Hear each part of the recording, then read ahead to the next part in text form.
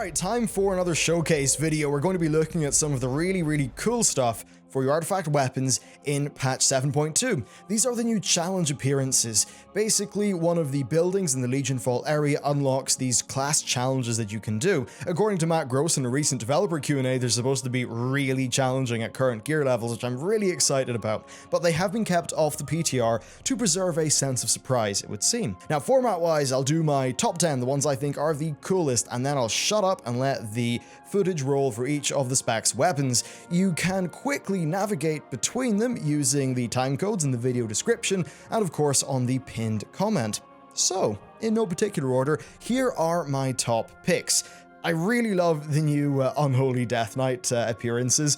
Visually, I think they're really striking, they're really vibrant, which I love, and you know, sometimes there's these things that look a bit gaudy and a bit ridiculous, but I feel like there's something iconic about that. The model viewer has some messed up animations for this one, but the middle part is supposed to be a set of really cool looking Death Knight runes. Next up, we've got Havoc Demon Hunter, another really colorful pick. I love these heavily animated particle-focused weapons as an option, and I think these particular ones are really cool.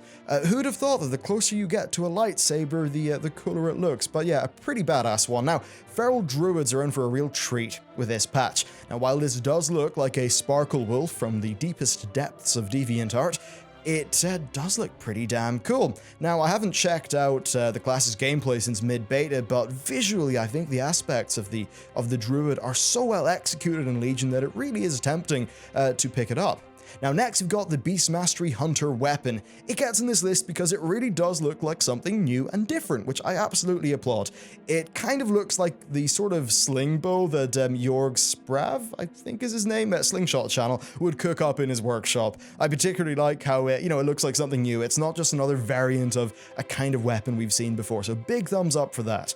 Prot Paladins are getting a new type of weapon as well, a flail, just like the Crusader from Diablo 3. Now, it doesn't really look right in the model viewer because we couldn't get the physics working, but yeah, I think this is going to be a mightily impressive addition to the game. Maybe flails might just end up being another kind of model that we'll get in the future. Prot Warriors, you're also getting a flail. I love how the flails, they look particularly cruel, which I always like. And once again, it's awesome to have something new rather than just another skin for something that we've already seen. It's also great to see the animations and physics interactions for player weapons, advance as time goes on. I think that certainly does bode very well for the future. Now, how could Ret Paladin not get onto this list? It is, crazy looking, exploded, like this electrically sort of light shard stuff for the Ashbringer. I just think it looks absolutely awesome. It's as if it's brimming with so much power it can barely not blow up.